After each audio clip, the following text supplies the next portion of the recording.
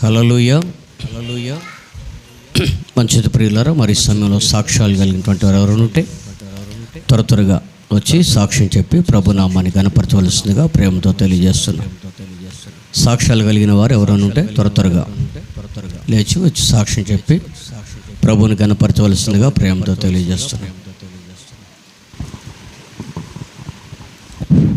హల్లెలూయా. దేవుని నామానికి వందనాలు. కూడి వచ్చిన మీకు అందరికీ నా వందనాలు. సమయం ఇచ్చిన అయ్యగారికి అమ్మగారికి నా వందనాలు తెలియజేస్తున్నాను. పోయిన 2వ తారీఖు పాప బడికి పోయి అవులనింటి వాళ్ళకు నడిచి వస్తుంటే బగ్గి వచ్చి అట్లే తగిలిచ్చి వెళ్ళిపోయింది. కింద పడి ముఖమంతా రక్తం కమ్ముకుపోయి ఒంటరిగా కూర్చొని ఏడ్చుకుంటూ వణుకుతూ ఉన్నది. మేమైతే లేము, పనికి వెళ్ళిపోయినాము. మరి ఒక ఆమె చూసి ఓదార్చి ముఖమంతా తుడిచి నీళ్లు తాపి నా కొడుకు ఫోన్ చేసింది. నా కొడుకు వచ్చి హాస్పిటల్కు తీసుకుపోయినాడు. ఈ మరణం నుండి యేసయ్య నా బిడ్డను నా కుటుంబాన్ని ఎంతగానో ప్రేమించి దీవించినందుకు వేలాది స్తుతులు స్తోత్రాలు చెల్లిస్తున్నాను. ఆయనకు ఏమి ఇచ్చినా నేను రుణం పడే ఉంటాను.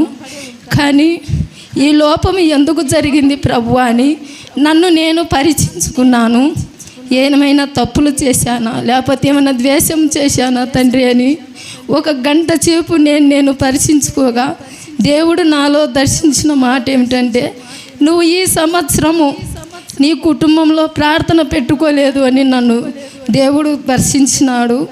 అవును తండ్రి, నేను చేశాను తప్పు నాయనా అని ఏడ్చుకున్నాను. 2 పండగలకు నా భర్తను ఎంతో బతిమలాడాను. తండ్రి, నీ కాళ్ళు పట్టుకుంటా ప్రార్థన చేయించుకుందాం, కుటుంబం ప్రార్థన చేయించుకుందామని ఎంతో కాళ్ళు పట్టుకున్నా కానీ నా భర్త వినలేదు. వద్దనే వద్దు, నువ్వు ప్రార్థనకు మానుకో, కుటుంబంలో ప్రార్థన వద్దు అని నన్ను ఎంతో వేధిస్తున్నాడు. చాలా కష్టపెడుతున్నాడు మమ్మల్ని. మీ ఒంటరి ప్రార్థనలో, విజ్ఞాపన ప్రార్థనలో నన్ను నా కుటుంబాన్ని జ్ఞాపకం చేసుకోండి అయ్యగారు, ఇట్లా జరిగింది నా కుటుంబంలో అని అయ్యగారికి ఫోన్ చేసి చెప్పిన. వెనకమ్మడే వచ్చినాడు. వచ్చి లేదక్క ఏం కాదులేని నా బిడ్డకు ప్రార్థన చేసి ఎంతో ఓదార్పు చెప్పి అయ్యగారి ప్రార్థన, నా ప్రార్థన దేవుడు ఆలకించి నా కుటుంబాన్ని నన్ను ఎంతగానో రక్షించిన దేవునికి వేలాది స్తుతులు స్తోత్రాలు చెల్లించుకుంటూ ఈ కొద్ది సాక్ష్యం మీ ఎదుట దేవుని ఎదుట చెప్పి ముగించుకుంటున్నాను. హల్లెలూయా, హల్లెలూయా, హల్లెలూయా. దేవుడు మరి ఆ యొక్క కూతురికి మరణాపాయం తప్పించి మంచి ఆరోగ్యం అనుగ్రహించినందుకు, పాపకు దేవుడు మంచి కాపుదలు కూడా నడిపించినందుకు స్తోత్రం చెల్లించుదాం. స్తోత్రం, స్తోత్రం, స్తోత్రం, స్తోత్రం. ఇంకా ఏమైనా సాక్ష్యాలు అంటే త్వరగా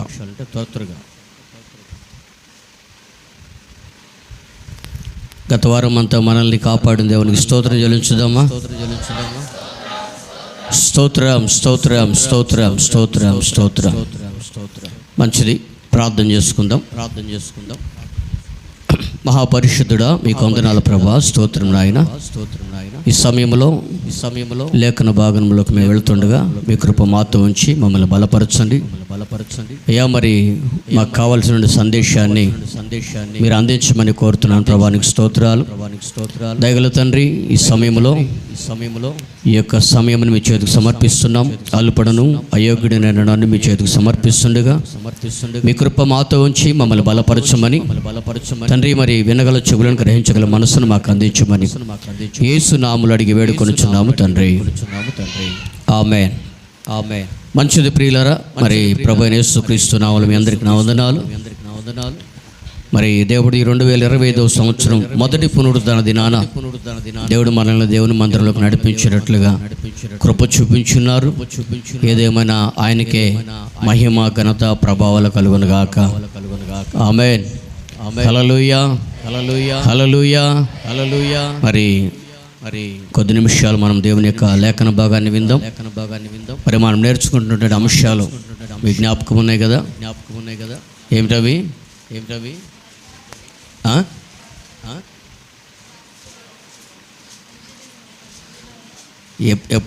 ఎప్పుడు లక్షణాలు అవన్నీ అంత్యదినాలలో మనుషుల మధ్యలో ఉండేటువంటి లక్షణాలు మనుషుల మధ్యలో ఉండే లక్షణాల గురించి మనం నేర్చుకుంటున్నాం. ఈ మనుషుల మధ్యలో ఉండేటువంటి లక్షణాలు, మొదటి లక్షణం గురించి మనం నేర్చుకున్నాం. ఏమిటది? గుర్తుందా? స్వార్థ ప్రియులు. రెండవది ధనాపేక్షకులు. మూడవది బెంకములాడువారు. బాగానే గుర్తుపెట్టుకున్నారు. నాలుగవది ఏమిటది? చదవండి అక్కడే. తిమోతికి రాసిన 2వ పత్రిక 3వ అధ్యాయం 1వ వచనం నుండి చదవండి. అంత్యదినములలో అపాయకరమైన కాలములు వచ్చునని తెలుసుకొనుము. ఏలయనగా మనుషులు స్వార్థ ప్రియులు, ధనాపేక్షకులు, బెంకములాడువారు, అహంకారులు. ఇంకా చదువుకుంటూ పోతే ఇంచుమించుగా 19 లక్షణాలు అక్కడ ఉన్నాయి. ఈ 19 లక్షణాలు 19 వారాలు మీకు వివరిస్తానని కూడా మీకు చెప్పడం జరిగింది. గుర్తుందా? ఇప్పుడు ఎన్నో లక్షణాలు ఉన్నాం? 4వ లక్షణం. ఈ 4వ లక్షణం పేరేంటి? అహంకారం. అహంకారం అంటే అర్థం ఏంటి?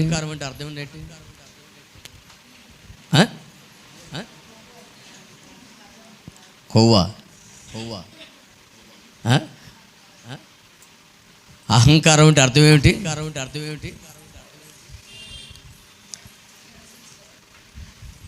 గర్వము, అహంకారము ఈ రెండు ఇంచుమించుగా ఒకే భావంతో కలిగి ఉంటాయి. కానీ గర్వానికి మించినది ఈ అహంకారం.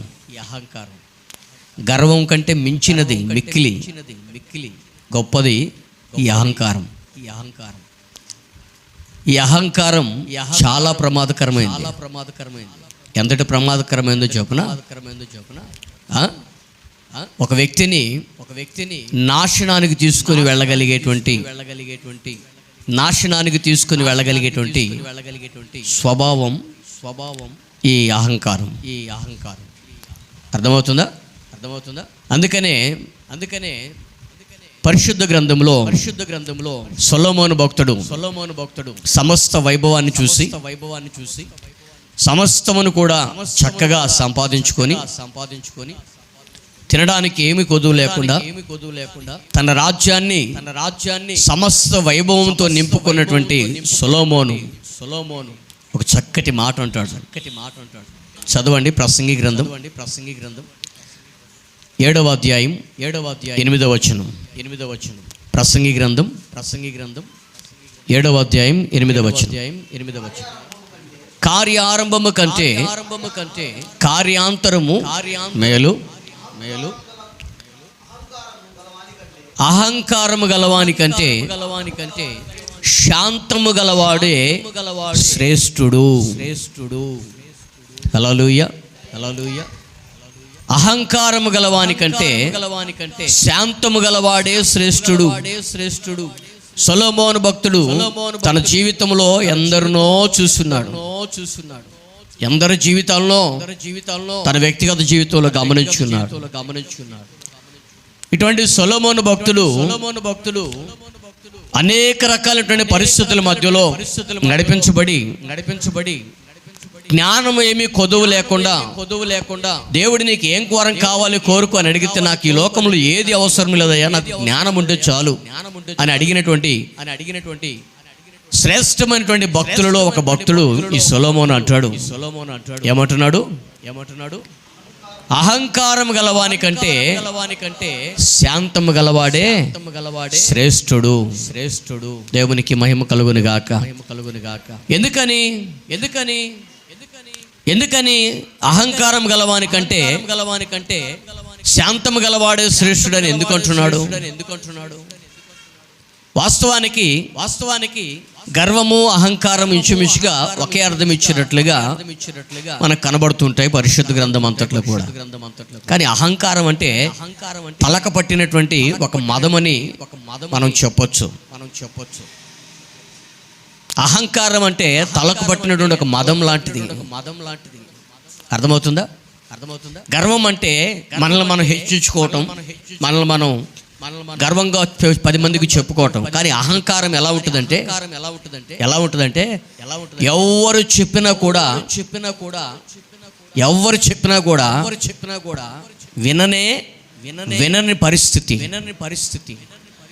ఎవరైనా చెప్పనివ్వండి, కన్న తల్లి చెప్పినా, కడుపును పుట్టిన వాళ్ళే చెప్పినా, ఎవరు చెప్పినా కూడా విననిటువంటి ఒక దుర్భేద్యమైనటువంటి ఒక దుష్ట లక్షణం అహంకారం. ఈ అహంకారం బహు ప్రమాదకరమైంది.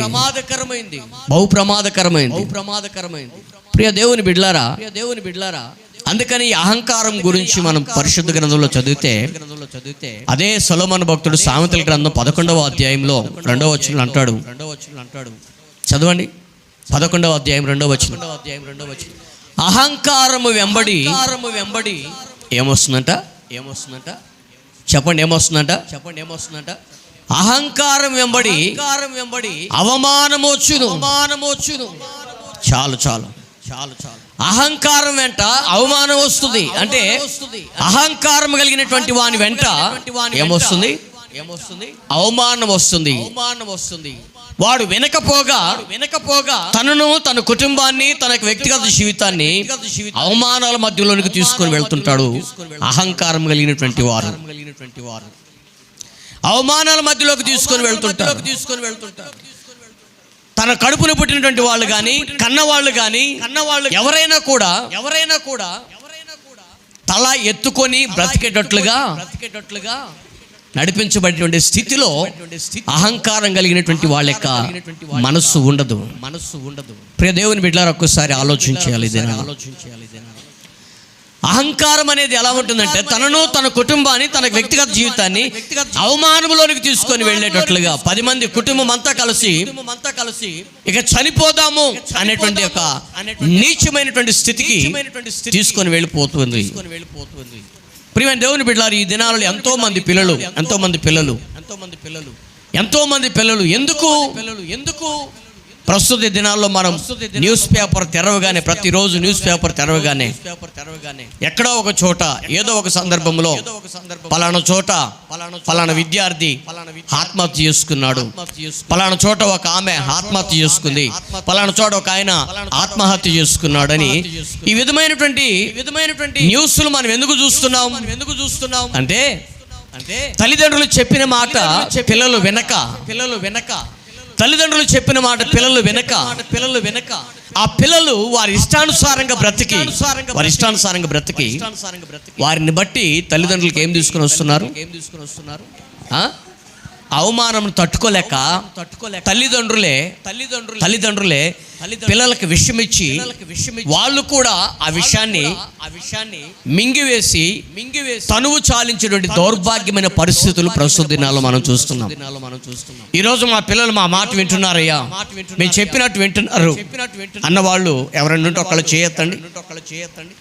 మా పిల్లలు మేము చెప్పినట్లుగా మా మాట వింటున్నారు అన్న వాళ్ళు ఎవరైనా ఉంటే చేయొద్దండి.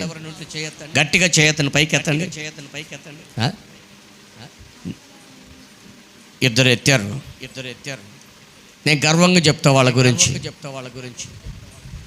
ఇద్దరు ఎత్తారు. ప్రియ దేవుని బిడ్డలారా, ఈ దినాన మనం గమనించినట్లయితే మన పిల్లలు మన మాట వినలేకపోవడానికి కారణం ఏంటంటే మనం పెంచుతున్నటువంటి పెంపకం. వాళ్ళని ఏం చేస్తున్నామంటే గారాబంగా పెంచి పెద్ద చేస్తున్నాం. చివరికి ఆ తర్వాత వాళ్ళు మన నెత్తికి కుంపటై కూర్చుంటున్నారు. ఏం చేయాలో దిక్కు తోచక తల్లిదండ్రులుగా మనమే ఏం చేస్తున్నాం? ఏదో ఒక విషం ఇచ్చి చంపేసి మనం కూడా చచ్చిపోదాం అనేటువంటి ఒక దౌర్భాగ్యమైన పరిస్థితికి ప్రజలు వచ్చినారు. ఈ అహంకారం వెంట పిల్లలే కాదు, కట్టుకున్న భార్య అయినా, కడుపును పుట్టినటువంటి పిల్లలైనా, కట్టుకున్న భర్త అయినా, ఇరుగు పొరుగు వారైనా పదే మాట వినకపోవటం వలన ఈ అహంకారం అనేది పూనుకొని ప్రజలకు విసుగు తెప్పించి అవమానాన్ని తీసుకుని వచ్చినటువంటి పరిస్థితి. మొన్నటి దినాన నేను గొడుగునూరు వెళ్ళొచ్చు అనుకుంటా. గొడుగునూరు వెళ్ళొచ్చి ఇంట్లో కూర్చొని పాస్టర్ అమ్మ నేను సాంసన్ మాట్లాడుకొని తర్వాత సాంసన్ వెళ్ళిపోతుంటా. సాంసన్ బండి స్టార్ట్ చేయగానే ఆ స్తంభం దగ్గర, ఆ చివరి స్తంభం ఉంది, స్కూల్ ఎదురుగా స్తంభం దగ్గర ఒకడు చలిలో వణుక్కుంటూ పడుకొని ఉన్నాడు. పడుకొని ఉన్నాడు. సాంసన్కి భయం వేసింది.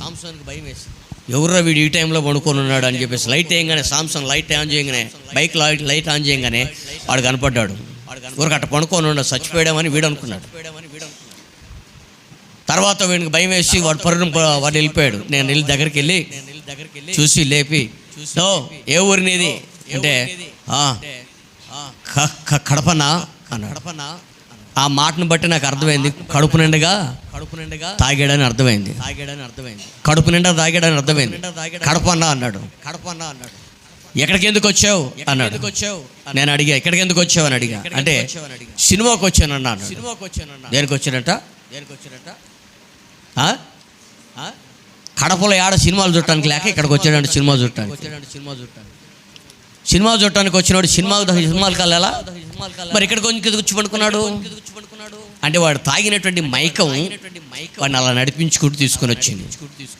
చివరికి ఏం జరిగింది చెప్పనా, వాడు ఆ చలిలో లేచి వణుకుతా అన్న ఇది చాగలమర్రేనా అని అడుగుతున్నాడు.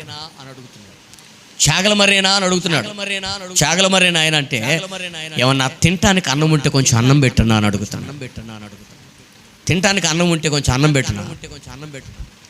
వెంటనే అన్నం తీసుకెళ్ళి వాడికి కొంచెం పెట్టి, ఈ చల్లి ఏడ పడుకుంటారా నాయన అంటే ఎట్టకట్ట పడుకుంటాలండి అన్నాడు.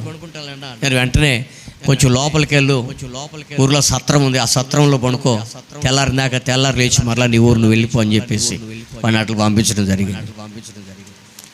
కడుపు నిండా తాగాడు. పిల్లలు ఎవరో తెలియదు, తల్లి ఎవరో తెలియదు, భార్య ఎవరో తెలియదు, ఏ ఊరో తెలియదు, ఎక్కడ పడుకున్నాడో తెలియదు. దుర్భేద్యమైనటువంటి బ్రతుకుతూ ప్రియమైన దేవుని బిడ్డలారా, చలికి గజగజగా వణుకుతూ వాడు అలా బ్రతకాల్సిన పరిస్థితి ఏమొచ్చింది. ప్రియ దేవుని బిడ్డలారా, అహంకారం వెంట ఏమొస్తుంది? అవమానం వస్తుంది. ఈ అవమానము తలదించుకునేటట్లుగా మన జీవితాన్ని నడిపిస్తుంది. ప్రియ దేవుని బిడ్డలారా, ఈ రోజున మనం గమనించి చూడండి.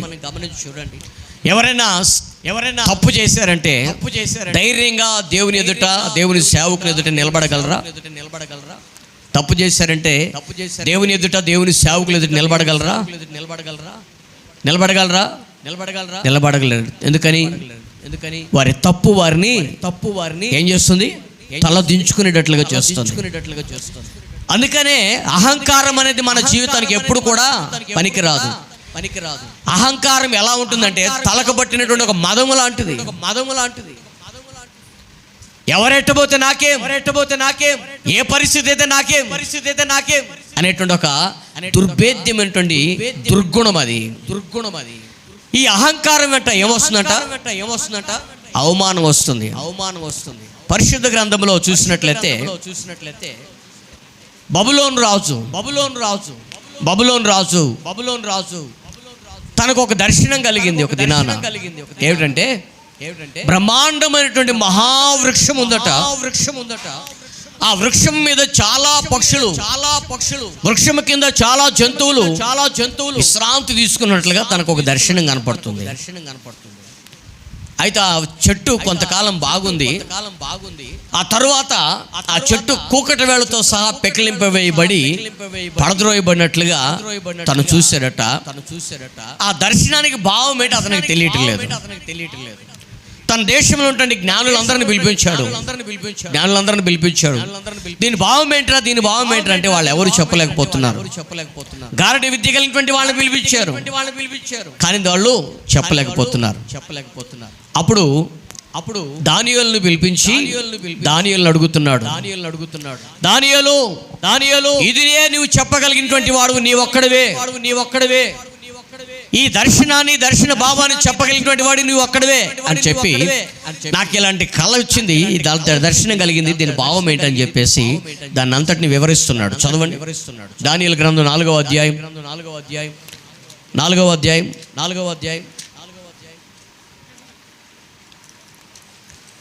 చదవండి. 10వ వచనం చదవండి. నేను నా పడక మీద పరుండుకొని ఉండగా నాకు ఒక దర్శనము కలిగెను. నేను చూడగా భూమి మధ్యను మిగుల ఎత్తుగల ఒక చెట్టు కనబడును. ఆ చెట్టు వృద్ధి పొంది బ్రహ్మాండమైనదాయను. దాని వైభవము ఆకాశము కంటే ఎత్తుగా ఉండెను. దాని వైశాల్యము భూ విశాలమంతా కప్పి ఉండెను. దాని ఆకులు సొగసుగాను దాని పండ్లు విస్తారముగాను కనబడును. సమస్త జీవకోట్లకు సరిపడినంత ఆహారం ఉండెను. దాని నీడను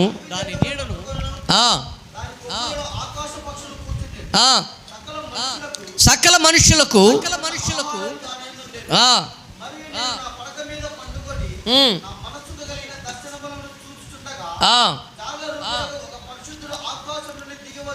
పరిశుద్ధుడు ఒకడు ఆకాశం నుండి దిగివచ్చి ఈ చెట్టును నరికి దాని కొమ్మలను కొట్టి దాని ఆకులను తీసివేసి దాని పండ్లను పారవేయండి. పశువులను దాని నీడ నుండి తోలివేయండి. పక్షులను దాని కొమ్మల నుండి ఎగరగొట్టుడి. అది మంచుకు తడిసి పశువు వలె పచ్చికలో నివసించున్నట్లు దాని మొద్దును ఇనుమును ఇత్తడిని కలిసిన కట్టుతో కట్టించి పొలములోని గడ్డి పాలగునట్లు దానిని భూమిలో విడువుడి. ఈ దర్శనం ఏంటో ఇతనికి అర్థం కావటం లేదు. ఈ దర్శనం అర్థం కావటం లేదు దీనికి. ఇప్పుడు దానియేలును పిలిపించాడు. దానియేలును పిలిపించిన తర్వాత 19వ వచనం చూస్తే మనం గమనిస్తే బెల్తషాజరును దానియేలు ఒక గంట సేపు అతి విస్మయమునుంది మనస్సునందు కలవరపడగా. ఎందుకు కలవరపడ్డాడు? దానియేలు ఎందుకు కలవరపడ్డాడంటే ఈ దర్శనం ఎవరి గురించి వచ్చిందంటే ఎవరైతే ఆ దర్శనం చెప్పాడో అతని గురించే ఈ దర్శనం వచ్చింది అని దానియేలు గ్రహించాడు. దానియేలు గ్రహించి రాజా మీరు గుండె నిబ్బరం చేసుకుని ఉండండి.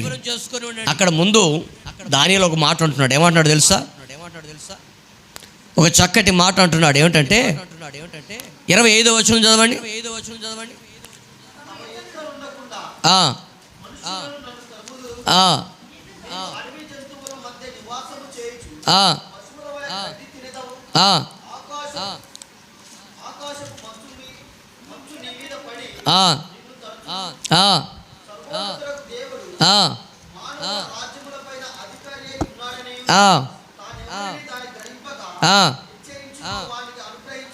అనుగ్రహించుననియు నీవు తెలుసుకొన వరకు 7 కాలములు నీకు ఇలాగు జరుగును. రాజా ఇది నీ గురించే అని చెప్పి దానియేలు కొంచెం రాజు ఉపశమనం పొందేటట్లుగా కొంచెం ఉపశమనం మాటలు చెప్పి ఆ తర్వాత 30వ వచనంలో అంటాడు. ఏమంటాడు తెలుసా?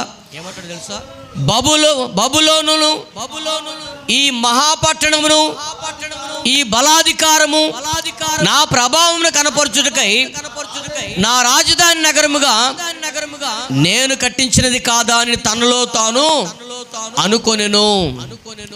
రాజు యొక్క దర్శనాన్ని దానియేలు యొక్క దర్శనం గురించి వివరించి చెప్పాడు. ఇది నీ గురించే 7 వారాలు ఈ విధంగా నీకు జరుగుతుంది అని చెప్పి దానియేలు రాజుని గురించి చెప్పిన తర్వాత రాజు జాగ్రత్త పడాలి. వాస్తవమేనా? జాగ్రత్త పడాలా? ఏదైనా దేవుడు నీకు ఒక శోధన కలగజేయబోతున్నాడు, నీకు ఒక శ్రమ కలగజేయబోతున్నాడు అని దేవుడు ఒక దర్శన రూపంగా లేకపోతే దైవజనుని యొక్క వాక్కు రూపంలో దేవుడు సెలవు ఇచ్చినప్పుడు విశ్వాసులుగా సేవకులుగా మనల్ని మనం ఏం చేసుకోవాలి? దిద్దుకోవాలి, సరి చేసుకోవాలి. అంతేనా? సరి చేసుకోకపోగా ఈ రాజు ఏం చేస్తున్నాడు? ఈ మహాపట్టణము నా బలాధికారం కాదా? నా ప్రభావము నా ఘనతకు కారణం కాదా? ఇది నేను కట్టించినది కాదా అని తనను తాను అనుకుంటూ ఉన్నాడంట. ప్రియ దేవుని బిడ్డలారా, వాస్తవానికి వెంటనే యొక్క బబులోను రాజు ఏం చేయాలి? ప్రభువా ఇటువంటి కీడు నాకు అవసరం లేదు, దేవా ఇక్కడ నీవే కనపరచబడాలి. నేను పశువులాగా గడ్డి మేయాల్సిన అవసరం నాకు లేదు, ఈ బలాధికారం ఈ గొప్ప ఘనత నీదే అని చెప్పేసి రాజు తను తగ్గించుకొని ఏం చేయాలి? దేవుని దగ్గర ప్రాధేయపడాలి. ఈ దర్శనం నాకు వద్దయ్యా, ఈ అనుభవం నాకు అవసరం లేదు. పర్టికులర్ గా దానియేలు చెప్తున్నాడు, ఇది నీ గురించే అని అంటున్నాడు. అంటలేదా? చదవండి 22వ వచనం. రాజా ఈ చెట్టు నిన్ను సూచించుతున్నది అంటున్నాడు. చదవండి. రాజా ఈ చెట్టు నిన్ను సూచించుతున్నది, నీవంటే నీవే ఈ చెట్టువి. నీ బలాధిక్యతమును, నీ ప్రభావమును, నీ మహత్యమును సమస్తమును ఈ లోకంలో కొట్టివేయబడతాయి అని చెప్తుంటే రాజు ఏమనాలి? వెంటనే దేవుని దగ్గర ప్రాధేయపడాలి. అవునా? ప్రాధేయపడిన తర్వాత దేవుని దగ్గర, ప్రభు అటువంటి గడ్డి మేస అనుభవం నాకు అక్కర్లేదయ్యా, 7 వారాల తెగులు నాకు అక్కర్లేదు, ఈ 7 వారాల ఈ శ్రమలు నాకు అక్కర్లేదని చెప్పేసి దానియేలు ఆ రాజు బెల్తెషాజర్ రాజు ఏం చేయాలి? బబులోను రాజు ప్రాధేయపడి పశ్చాత్తాపడాలి. కానీ అలా చేస్తున్నాడా? చేయకపోగా ఏమంటున్నాడు 30వ వచనంలో? ఈ మహావిశాల పట్టణము నా బలాధికారం కాదా, నేను కట్టించింది కాదా, నా ప్రభావ ఘనతకు నిదర్శనం కాదా, నా ఆధిక్యతకు కారణం కాదా, ఇది నా చేతులతో కట్టించిన గొప్పది కాదా? ప్రియ దేవుని బిడ్డలారా, ఎప్పుడైతే ఈ మాట రాజు నోట వచ్చిందో ఆ మరుక్షణమే ఇతను ఏమైపోయాడు తెలుసా? పశువులాగా గడ్డి మేయుటకు అరణ్యంలోకి తరమబడ్డాడు, అడవిలోకి తరవబడ్డాడు. చదవండి, ఆ మాట చదువుకుంటారండి. రాజు నోట ఈ మాట వినగా ఆకాశంలో ఒక శబ్దం వచ్చును, ఏదనగా రాజుకు నెబుకద్నెజరు, ఇదే నీకు ప్రకటన, నీ రాజ్యం నీ యొద్ద నుండి తొలగిపోయింది, తమ యొద్ద నుండి మనుషులు నిన్ను తరిమెదరు, నీవు అడవి జంతువుల మధ్య నివాసం చేస్తావు, పశువు వలె గడ్డి మేస్తావు. చాలు. ఏం చేస్తాడంట? పశువు వలె గడ్డి మేస్తావు. నీ దగ్గర నుంచి జనులు తరమబడతారు, జనములన్నీ కూడా నీ దగ్గర నుంచి నిన్ను తరిమేస్తారు అని చెప్పి ఇక్కడ చెప్తూ ఏమంటున్నాడు? నీవు గడ్డి మేస్తావు. ఎప్పుడు వచ్చింది చెప్పను ఈ ఆలోచన, ఈ మాట దేవుని నోటి నుంచి ఎప్పుడు వచ్చింది చెప్పనా? నెబుకద్నెజరు అని బబులోను రాజు బెల్షాజర్ రాజు తనలో తాను అనుకొనుచుండగా ఉంది అక్కడ ఆ మాట.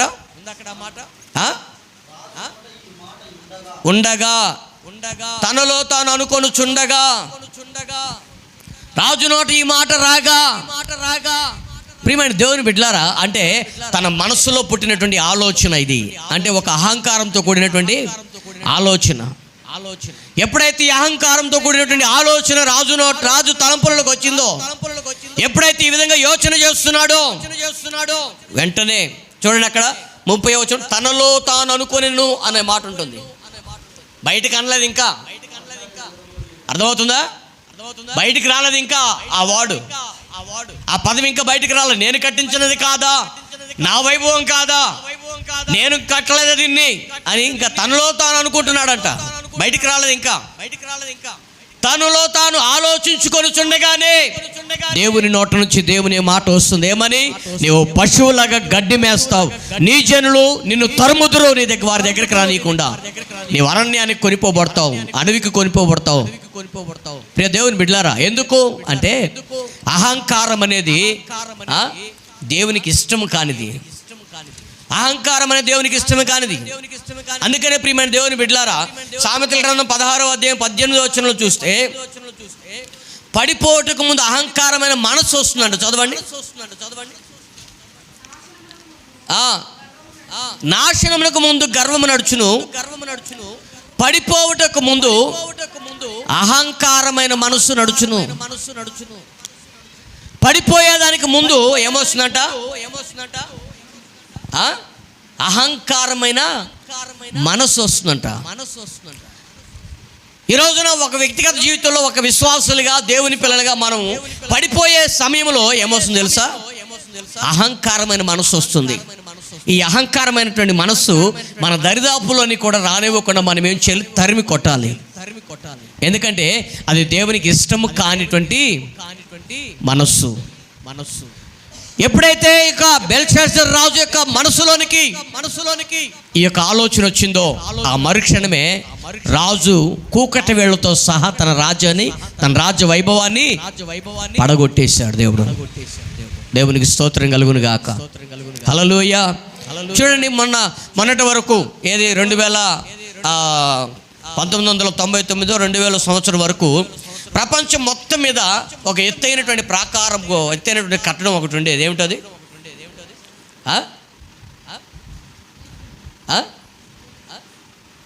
రష్యాలో ఉండే ఈఫిల్ టవర్.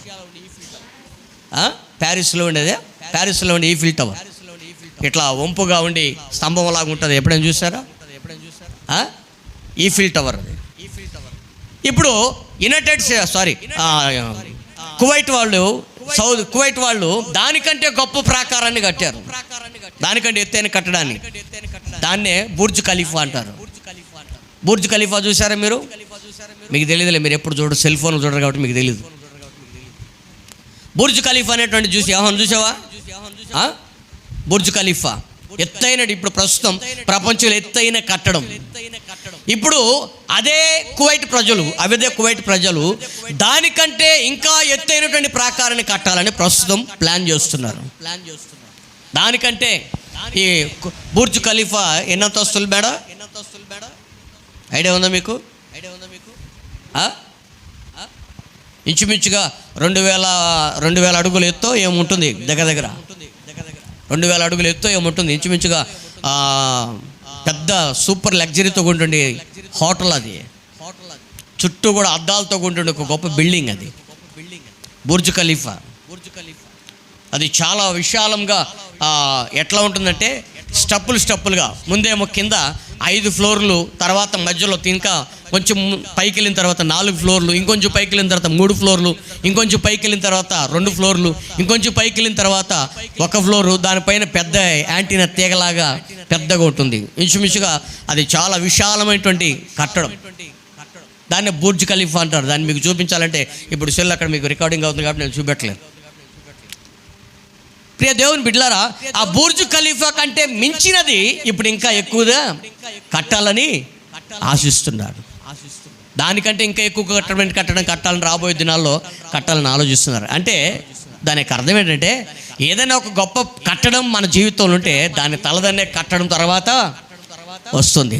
ఇప్పుడు సౌదీ అరేబియా, కువైట్ వాళ్ళందరూ ఏమనుకుంటారంటే, ప్రపంచంలో ప్రఖ్యాతిగాంచింది మాదే, ప్రపంచంలో మాకంటే ఎత్తైన కట్టడము మా దేశంలో ఉంది, ఎందుకంటే గొప్ప వైభవం ఉంది, ఎక్కడ లేదు అని వాళ్ళు గొప్పగా ఘనంగా చెప్పుకుంటున్నారు. మొన్నటి వరకు ఆ రష్యా ప్రజలు చెప్పుకుంటూ ఉండేవాళ్ళు, మాదే ప్రఖ్యాతిగాంచిన కట్టడం అని. ఇప్పుడు దాని తండ్రిలాగా ఇది వచ్చింది. ఇప్పుడు రేపొద్దున దాని తలదన్నేలాగా ఇంకో కట్టడం ఎక్కడైనా రావచ్చు. ఆ తర్వాత మీకందరికీ ఒక సంతోషకరమైన విషయం చెప్పనా?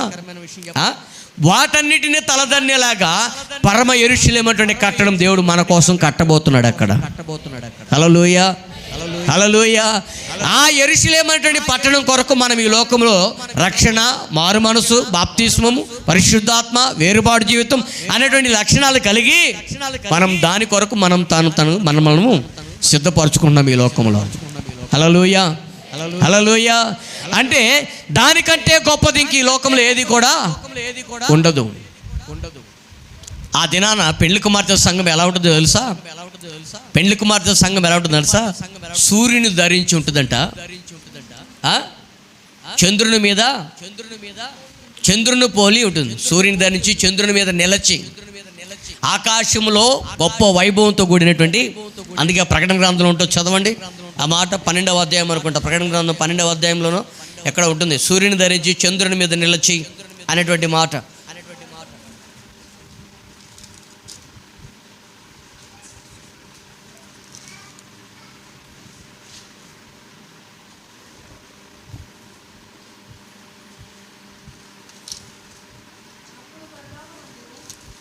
రిఫరెన్స్ చెప్పమ్మా. 12:1 చదవండి. 12వ అధ్యాయం. అప్పుడు పరలోకమందు ఒక గొప్ప సూచన కనబడును. అదేదనగా సూర్యుని ధరించుకున్న ఒక స్త్రీ, ఆమె పాదముల కింద చంద్రుడు ఉండెను. శిరస్సు మీద 12 నక్షత్రముల కిరీటము ఉండెను. చాలు. ఇది ఎవరి గురించి చెప్తున్న విషయం చెప్పనా? క్రొత్త నిబంధన సంఘం గురించి చెప్పబడుతున్నటువంటి ప్రవచనం ఇది. కొత్త నిబంధన పెండ్లి కుమార్తె సంఘం గురించి చెప్పబడుతున్నటువంటి ప్రవచనం. ఎలాంటిదట? సూర్యుని మీద నిలచి, సూర్యుని దగ్గరికి వెళ్తేనే అసలు ఏమైపోతాం? ఎండాకాలంలో ప్రస్తుత దినాల్లో 42 డిగ్రీలు ఎండ వస్తేనే మనకి తట్టుకుంటామా? 45 డిగ్రీలకి 50 డిగ్రీలు ఎండ వచ్చిందంటే ఇంకా ఎక్కడ దాకా ఎందుకు? మీకు ఒక చిన్న ఉదాహరణ చెప్పనా? మన ఇండియా వాళ్ళు కానీ, జింబాబ్వే వాళ్ళు కానీ, కెన్యా వాళ్ళు కానీ నల్లగా ఉంటారు. ఎందుకు చెప్పండి?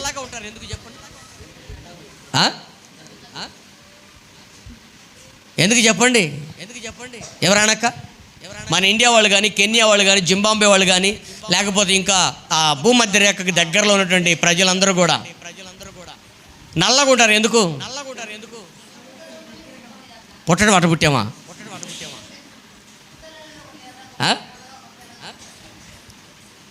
అది కాదు ఆన్సర్. భూమధ్య రేఖకు దగ్గరగా ఉన్నామంటే సూర్యుడు మనకి దగ్గరలో తిరుగుతుంటాడు. అర్థమవుతుందా? సూర్యునికి దగ్గరలో మన భూమి తిరుగుతూ ఉండేటువంటి మధ్యరేఖ. అర్థమవుతుందా?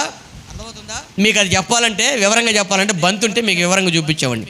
బంతి ఉంటే చెప్పేవాడిని. బంతి లేదు కాబట్టి చెప్పలేకపోతున్నా. అర్థమవుతుందా? ఒక బంతి ఉంటే మీకు వివరంగా, ఆ భూమధ్య రేఖకు దగ్గరలో ఉన్నటువంటి దేశాల ప్రజలందరూ కూడా నల్లగా ఉంటారు. భారతదేశ ప్రజలందరూ బాధపడాల్సిన అవసరం లేదు. మేము నల్లగా ఉండామని బాధపడాల్సిన అవసరం లేదు. అర్థమైందా? భూమధ్య రేఖ ఇంకా మనకంటే గొప్ప నల్లగా ఉండే వాళ్ళు చాలామంది ఉన్నారు. మీరు కెన్యా వాళ్ళు, జింబాబ్వే వాళ్ళు చూస్తే ఈ సోషల్ మీడియాలో ఒకటి ఈ మధ్య తెగ ఫోటోలు పెడుతున్నాడు. వాడు ముక్కు ఎట్టుంటుందో, వాడు మూతి ఎట్టుంటుందో మీకు తెలుసు. మీరు చూసింటారు లేదో? సెల్ ఫోన్ దగ్గర మూతి, కెమెరా దగ్గర ఇట్లా తీసుకొచ్చి పెడుతున్నాడు. నేను అనుకున్నా పంది ఏమో అనుకున్నా. తీరా చూస్తే దగ్గరకు చూస్తే వాడు అంటున్నాడు. వాడు వాడి ముఖం తగలే, వీడికి ఈ వీడియోలు తప్ప ఇంకేం దొరకలేదేమో అనుకున్నాడు. అవి ఫేస్బుక్లో పెట్టి వైరల్ చేసుకొని వస్తున్నాడు వాడు. ఎందుకంటే వాడికి ఎన్ని లైకులు వస్తే అంత డబ్బు వచ్చింది వాడి బాధ అది. అర్థమవుతుందా? వాడు మూతి ముక్కు చూస్తే ఎట్లుంటుందంటే, ప్రియ దేవుని పెట్టారా ఎట్లుంటుంది? చూసావా శాంసన్ ఎప్పుడైనా? చక్రి చూసావా? ఎవరు చూసావు నువ్వు ఎప్పుడైనా? వాడి మూతి ఎట్లుంటుంది? ఇట్లా పెట్టుకొని అచ్చం ఇక పంది మూతి చూసారా? పంది మూతి ఎట్లుంటుంది? ఇంకా అట్లుంటుంది వాడు ముక్కు. అట్లా పెట్టుకుని వాడు పట్ల వీడియోలు తీస్తుంటారు. వాడు దాని గురించి బాధపడు, నేను నల్లగుండానే నాకు మూతి ఇట్టుందని వాడు బాధపడు. ఎందుకు తెలుసా? వాడు ఎందుకు పుట్టాడు వాడికి తెలుసు. ఎందుకంటే భూమధ్య రేఖ దగ్గరకు ఉన్నాడు కాబట్టి వాడు అక్కడ పుట్టాడు. అదే ఇతర దేశాల్లో, లేకపోతే యునైటెడ్ స్టేట్స్ ఆఫ్ అమెరికా, లేకపోతే ఆస్ట్రేలియా, లేకపోతే ఇంకొంచెం వేరే సూర్యునికి దూరంగా ఉండేటువంటి దేశాలు, మీకు అర్థమయ్యేటట్టు చెప్పాలంటే భూమి మధ్యలో ఒక రేఖ ఉంటుంది. ఆ భూమికి దగ్గరగా ఉన్నటువంటి రేఖకు సంబంధించినటువంటి పై దేశాలు కానీ, కింద దేశాలు కానీ వాతావరణం చల్లగా ఉంటుంది కాబట్టి అక్కడ ప్రజలు తెల్లగా పుడతారు. అర్థమవుతుందా? అట్లా తెల్లగా పుడతారు. అందుకనే మనకి ఎండ ఎక్కువ. అందుకే మనం నల్లగుండి చేస్తాం. అర్థమైంది మీకు ఇప్పుడు నేను చెప్పింది? మరి ఈ 42 డిగ్రీలు అంటే మనం తట్టుకోలేక చేస్తున్నామే. రేపొద్దున సూర్యుని దగ్గర నిలబడగలమా? దేవుడు అంటున్నాడు, కొత్త నిబంధన పెండ్లి కుమార్తె సంగమా, నీ ఎవరిని ధరించుకొని ఉంటావు? వామ్మో, సూర్యుని ధరించుకోవడం సాధ్యమేనా?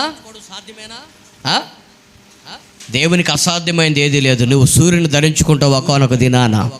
దాని అర్థం ఏంటంటే నీవే వెలుగుమయముగా ఉంటావు, 10 మందిని నువ్వు వెలిగిస్తావు. హల్లెలూయా. 10 మందిని నువ్వు వెలిగిస్తావు, అనేకులకు దీవెనకరంగా నువ్వు ఉంటావు.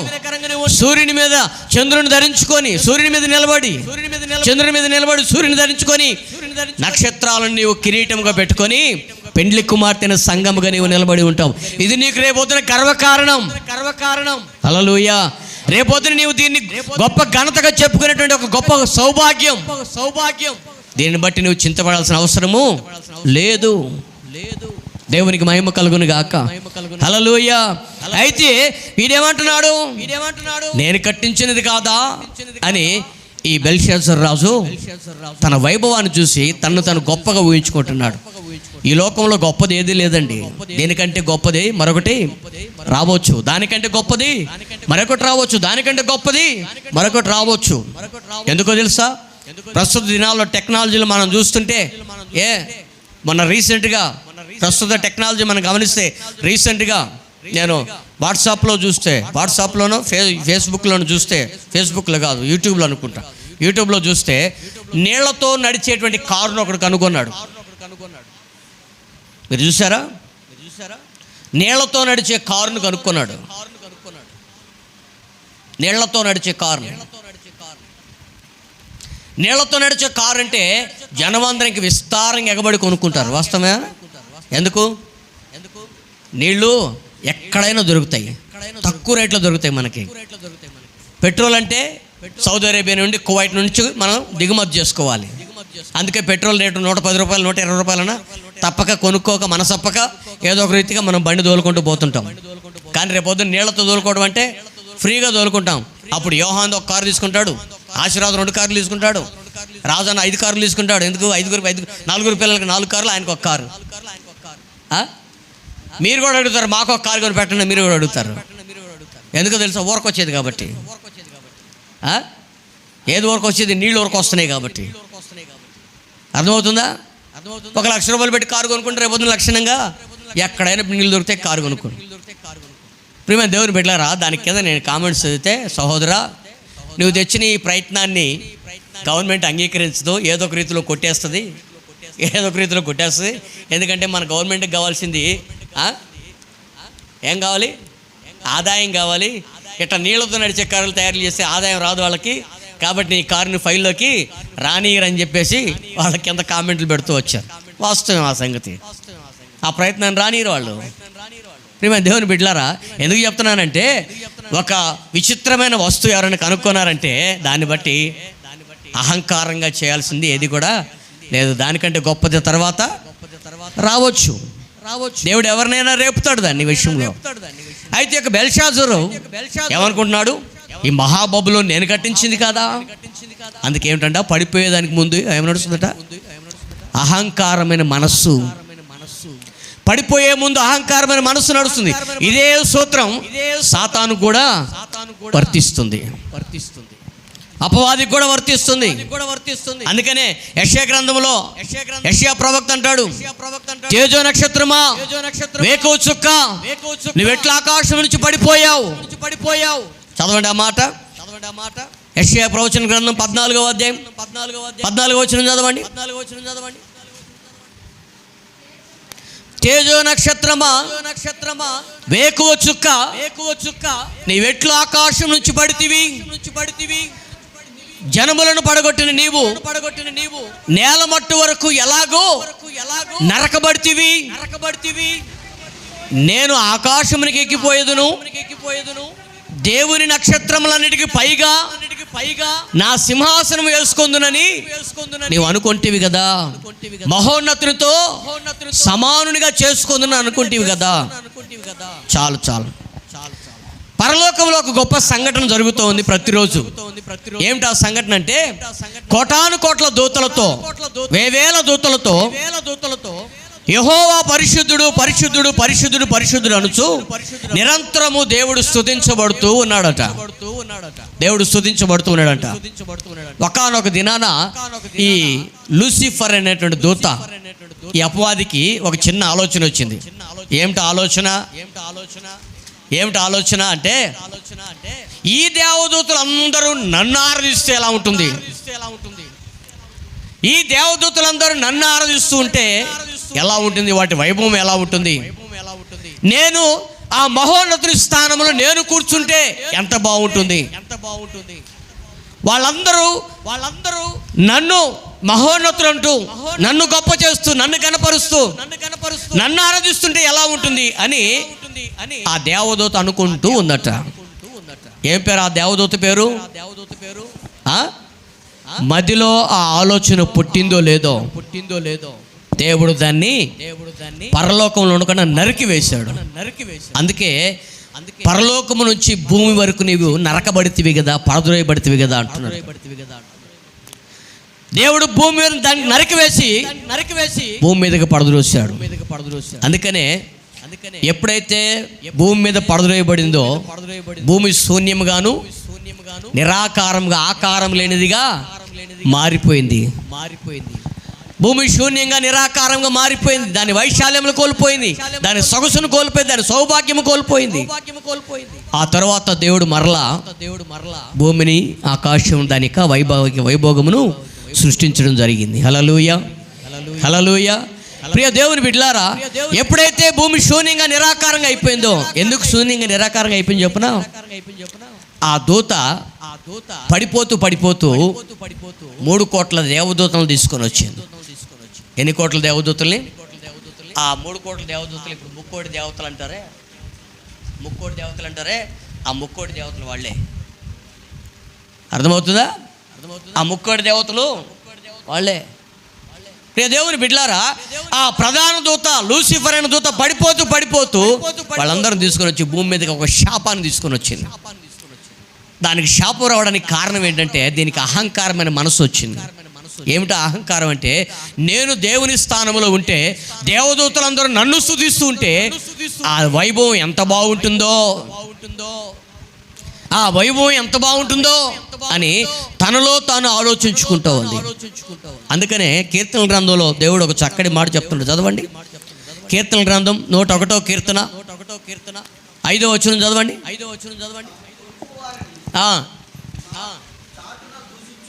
తన పొరుగు వారిని చాటున దూషించు వారిని నేను సహించను, నేను సంహరించదను. అహంకార దృష్టి గల వారిని, గర్వించిన హృదయం కలిగినటువంటి వారిని నేను సహింపను. పొరుగు వారిని చాటున దూషించు వారిని నేను సహించను. అహంకారం కలిగినటువంటి వారిని, గర్వ హృదయం కలిగినటువంటి వారిని నేను సహించను అంటున్నాడు దేవుడు. దేవుడు ఆ గర్వం అహంకార హృదయం కలిగినటువంటి ఆ లూసిఫర్ని దేవుడు సహించలేదు కనుక ఎక్కడికి త్రోసివేయబడ్డాడు? ఆ లూసిఫర్ అనే దూత భూమి మీదకు త్రోసివేయబడ్డాడు. చదవండి ఆ మాట. 11వ యెషయా గ్రంథం 44వ అధ్యాయం 14వ అధ్యాయం 14వ వచనం చదవండి.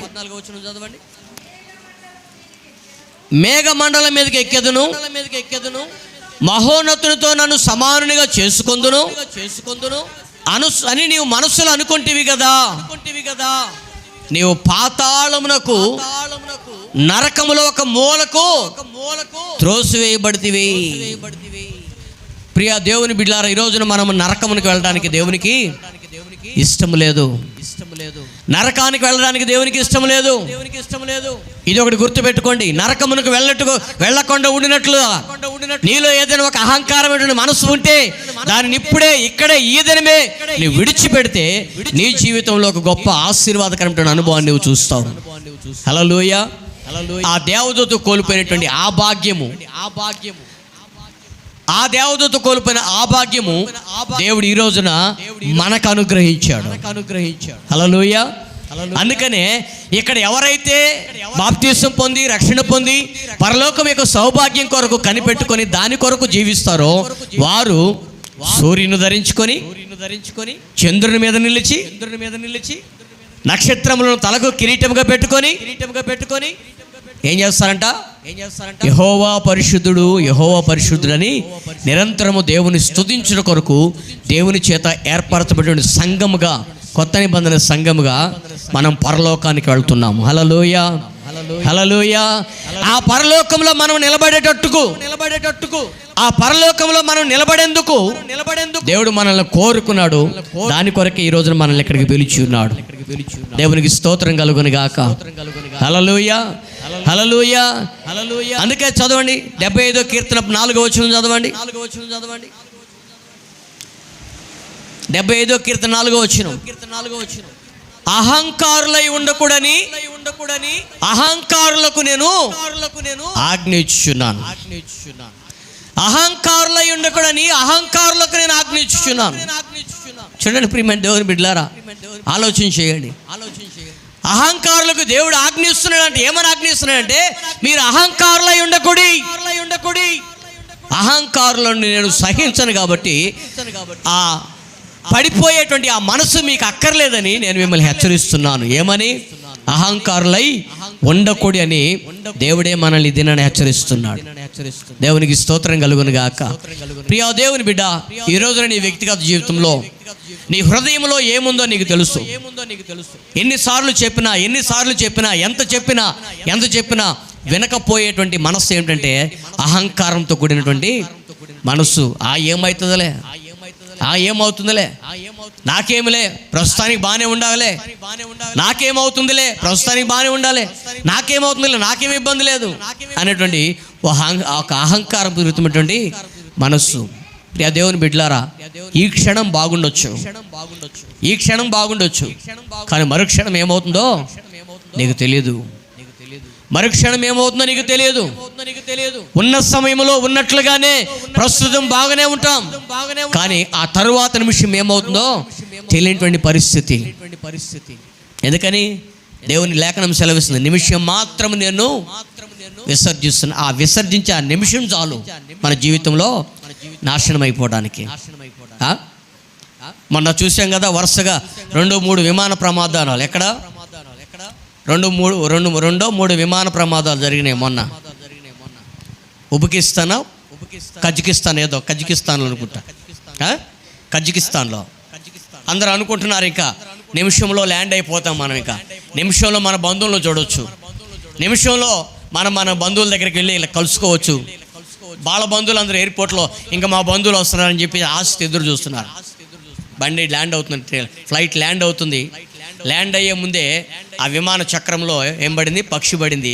విమాన చక్రం అంతా తిరిగిపోయి ల్యాండ్ అయిపోయి గోడ గుద్దుకొని ఫ్లైట్లో ఉన్నటువంటి 182 మంది 182 మంది ఎంతమంది?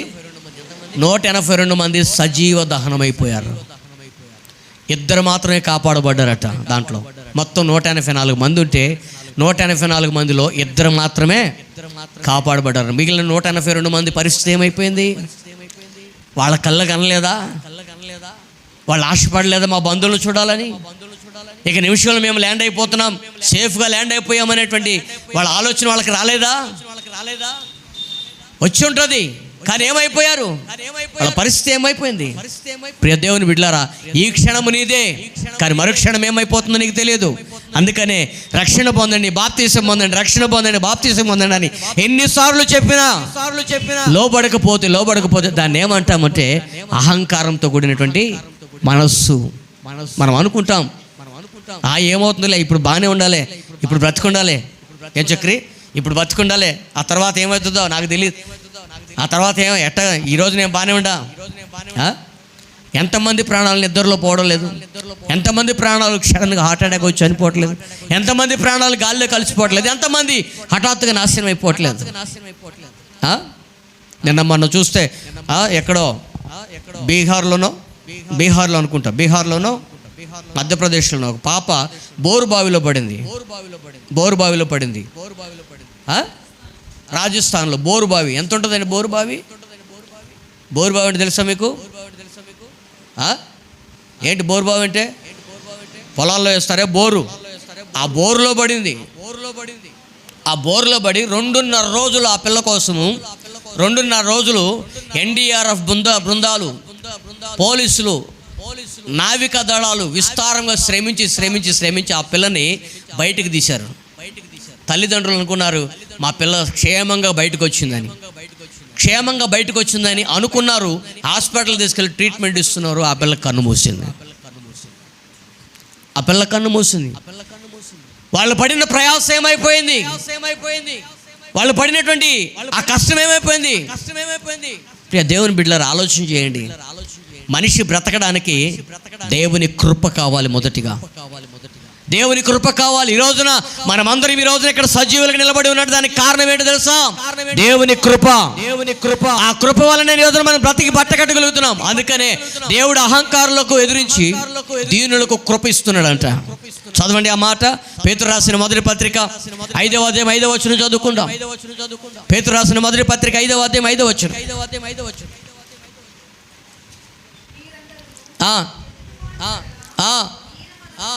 మీరందరూ ఎదుటివాని ఎడల దీన మనసును వస్త్రము ధరించుకొని ఉండండి.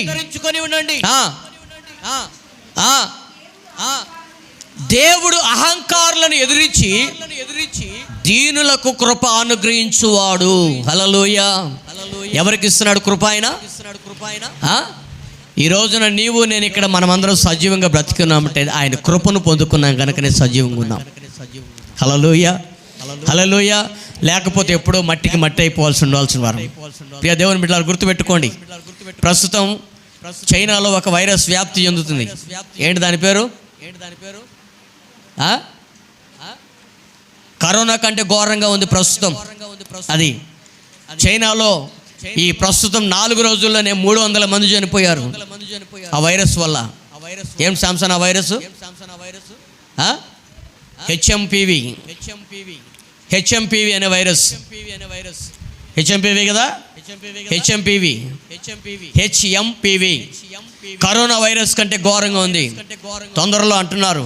ఈరోజు నేను చికెన్ కొట్టించడానికి మన జయమ్మక్క స్పాన్సర్ చేసింది మీ అందరికి చికెన్. ఆ జయమ్మక్కకు చికెన్ కొట్టించడానికి పోతే ఏంటన్నా ఎంత రేటు పెట్టావు చికెన్ అంటే ఆయన అంటున్నాడు, తొందరలో లాక్డౌన్ పడుతుందిలే సార్, అప్పుడు రేటు తగ్గిపోయింది, ఆటోమేటిక్గా ఫ్రీగా కొడతలే అంటున్నాడు. ఎందుకు లాక్డౌన్ పడుతుంది అంటున్నాడు అంటే కరోనా వైరస్ కంటే ఘోరమైన వైరస్ వస్తుంది ఇప్పుడు. ఆయన అంటున్నాడు, చైనా నుంచి గూడిసులు రాకుండా, ట్రైన్లు ఏమి రాకుండా, ఫ్లైట్లు రాకుండా ఆపేయచ్చు కదా సార్ గవర్నమెంట్ అన్నాడు. ఎవరైనా అది ఆపేస్తే ముందు గవర్నమెంట్కి ఆదాయం ఆగిపోద్ది, దాన్ని రానికుండా ఏం ఆపరు, ఖచ్చితంగా అది గవర్నమెంట్ తీసుకొని వస్తుంది. ఆ వైరస్ మనకు కూడా వచ్చింది ప్రస్తుతం అని. ప్రియ దేవుని బిడ్డలారా, ఆ వైరస్ మొదటి లక్షణం ఏంటంటే జలుబు దగ్గు ఎక్కువైపోతుందంట బాగా. దాని నుంచి తిప్పుకోలేక అనేక మంది, ఎంతమంది సంవత్సరానికి ఉందా దగ్గు? చెక్ చేయించుకోసారి. ప్రియమైన దేవుని బిడ్డలారా, అందుకే గమనించండి, ఆ దగ్గు, ఆ వైరస్ ఎలా వ్యాప్తి చెందుతుంది అనేది ఒకసారి ఆలోచన చేయండి. దానికి ప్రస్తుతానికి కరోనాకు ఆ దినాల్లో 2020 సంవత్సరం ప్రారంభంలో ఏ విధంగా అయితే దానికి మందు కనుక్కోలేకపోయారో ఆ విధంగా ఇప్పుడు కూడా దానికి మందు కనుక్కోలేక, ఆ వైరస్కి మందు కనుక్కోలేక చైనాలో ప్రస్తుతం 300 మంది చనిపోయారు. 300 మంది చనిపోయారు. భారతదేశ ప్రజలు, ప్రపంచం అంతా ఇప్పుడు భయపడుతుంది. ఆ వైరస్ దేశమంతా, ప్రపంచమంతా ఎలా వ్యాప్తి చెందుతుందో దానిని బట్టి ఇంకెంతమంది బాధపడతారు, ఎంతమంది చేస్తారో. కరోనా కాలంలో ఎంతోమంది చచ్చిపోయారు. ఇప్పుడు ఈ వైరస్ కాలంలో కూడా చనిపోవడానికి సిద్ధంగా ఉండాలి. సిద్ధంగా ఉందామా? చచ్చిపోవడానికి చెప్పండి. సిద్ధంగా ఉందామా? నేనైతే సిద్ధంగానే ఉండా. ఎందుకో తెలుసునా?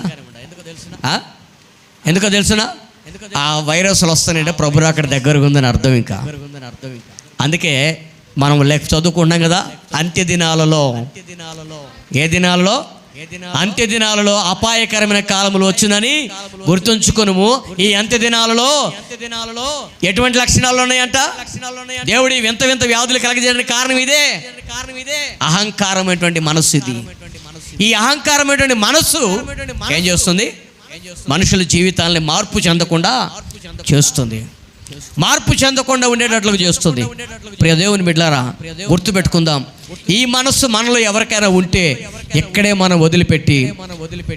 వదిలిపెట్టి దేవుని సన్నిధిని ఆస్వాదించే దిశగా మనం జీవిత పయనాన్ని మనం ముందు కొనసాగించుకుంటూ మనం ముందడుగు వేద్దాం. హల్లెలూయా, హల్లెలూయా. ఎందుకని?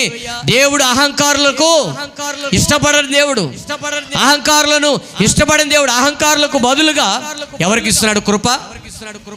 దీనులకు కృప ఇస్తున్నాడు. ఆ దీన మనస్సు అనేటువంటి మనం దీన మనస్సును ధరించుకొని దేవుని కృపను పొందుకొని దేవుని కృపకు పాత్రులుగా మనం మలచబడదుము గాక. హల్లెలూయా, హల్లెలూయా. ఈ రోజున నీవు నేను ఇక్కడ సజీవంగా ఉన్నామంటే ఆ కృప మన ఎడలో ఉంది. ఆ కృపను బట్టే మనం ఈ రోజున బ్రతికి బట్టగట్టగలుగుతున్నాం. అహంకారమైన మనస్సు ఉంటే దేవుడు ఏం చేస్తున్నాడు? సమూలము నాశనం చేస్తున్నాడు.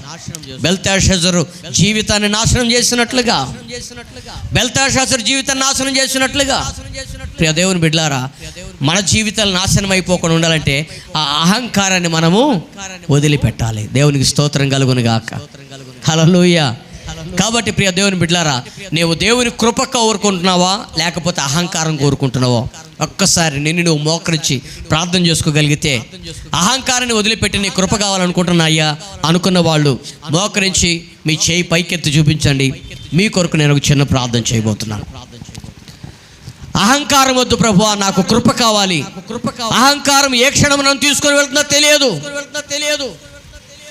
ఏ క్షణములో నన్ను పశువు వలె గడ్డి మేసినట్టు వాడిగా చేస్తున్నావు నాకు తెలియదు అయ్యా అని నువ్వు మోకరించి ఒక చిన్న తీర్మానంతో నువ్వు ప్రార్థన చేసుకోగలిగితే నీ కొరకు నేను ఒక చిన్న ప్రార్థన చేయబోతున్నాను.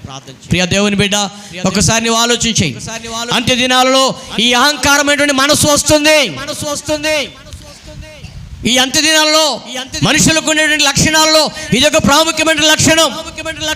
ఈ అహంకారపూరితమైన మనస్సుని వదిలిపెట్టాలి. అహంకారం కలిగినటువంటి వానికంటే శాంతము కలిగినటువంటి వాడే శ్రేష్ఠుడు. ఆ శాంతపూరితమైనటువంటి మనస్సు నీవు ధరించుకో.